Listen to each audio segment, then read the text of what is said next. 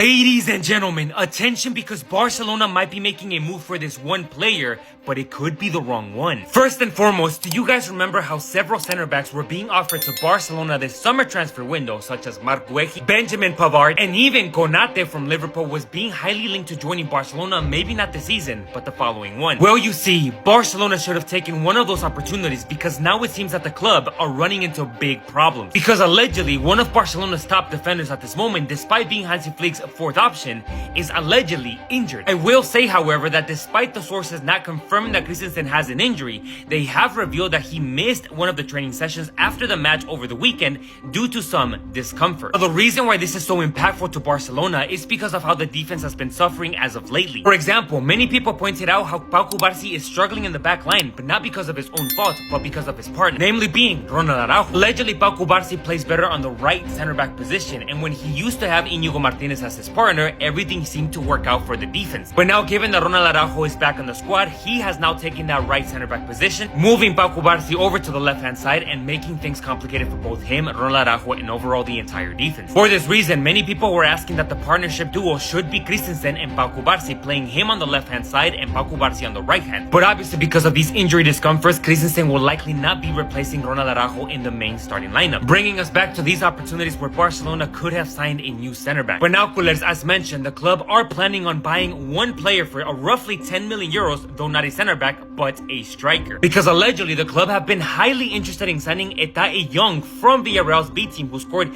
a total of 25 goals and assists for the B team last season. And allegedly, this season, in his first game, he already scored like 1 goal and 1 assist. However, the club's plan is to buy him for 10 million euros and then loan him out to another club in La Liga. I'm assuming that because the club have several strikers right now, they want to loan him out to allow for his development. But is it really a smart move, culers? I really don't know. Should the club have bought one of these center backs that were being offered to them for literally like no more than 25 million euros, now spend it on a player for 10 million euros just to loan him out? I'm honestly not quite confident in these decisions. So culers, please let me know what you guys think down in the comment sections. As usual, please make sure you drop a follow so you really do not miss out on any news. Ladies and gentlemen, this might just be the most crazy story I've told you all year, because allegedly, Post Malone is set to leave Barcelona without a stadium. You heard that correct, ladies and gentlemen. Please drop a follow and let's get to this. According to prominent sources in Madrid, Spain, Barcelona are currently homeless or without a stadium for the match against Valencia. And for those who aren't aware of this but are watching this video, what are you waiting for? Just drop a follow so that you do not miss out on future news. But allegedly, Barcelona were set to play their first home game of La Liga at the Camp Nou against Valencia. But obviously, because the Camp Nou is still not finished and hasn't even been approved by the city or whatever other councils,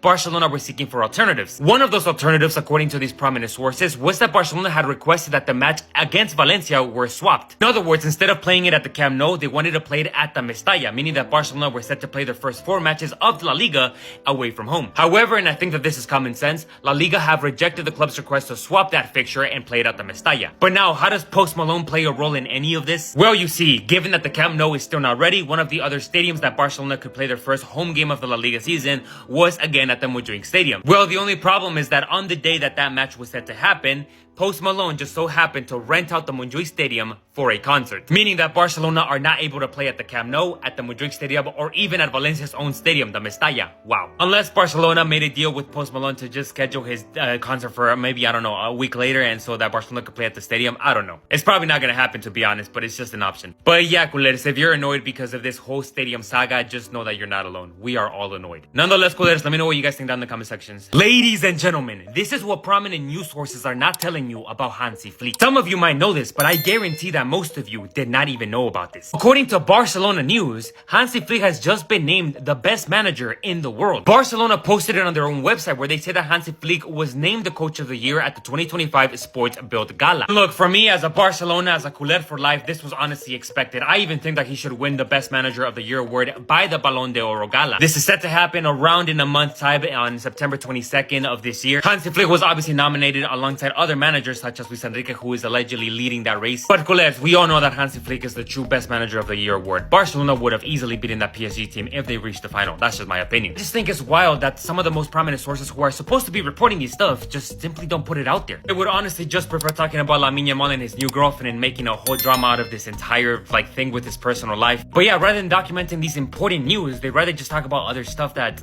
are not even have nothing to do with the sport, literally. I don't know, culers, that's my perspective, but I welcome criticism, so please please let me know what you guys think down in the comment sections. Drop a follow, and God bless.